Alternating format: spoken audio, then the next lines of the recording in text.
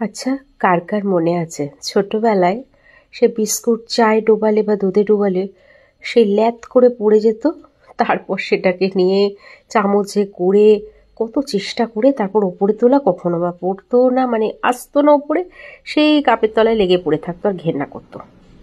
চলুন চা করে নিই। আমি হামানদিস্তাতে নিয়ে নিয়েছি লবঙ্গ, এলাচ, আদা আর একটু গোলমরিচ। এদিকে জল বসিয়ে দিয়েছি 1 কাপ মেজের জন্য, চা খাবো বলে। চায়ের তো আমার কোনো টাইম হয় না। জলটা ফুটতেই দিয়ে দিলাম চা পরিমাণ মতো। এরপর না, আজকে দুধ চা খাবো না।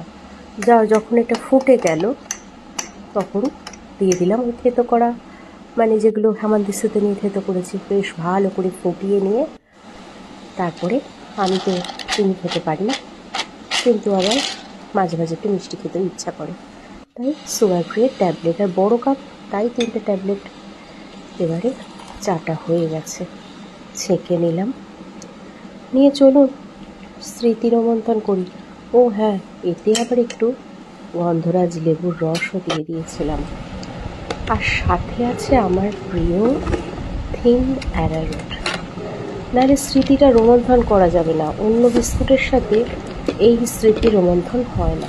এটাই ছিল আমাদের ছোটবেলা, তাই না?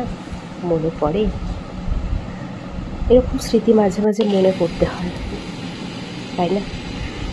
আজ তাহলে আপনারাও পারলে স্মৃতি রোমন্থন করুন, আর আমি চা খেতে খেতে আমার স্মৃতি রোমন্থন করি। আসি তাহলে, সবাই ভালো থাকবেন, সুস্থ থাকবেন। চলে আসবো পরের ভিডিও নিয়ে খুব তাড়াতাড়ি।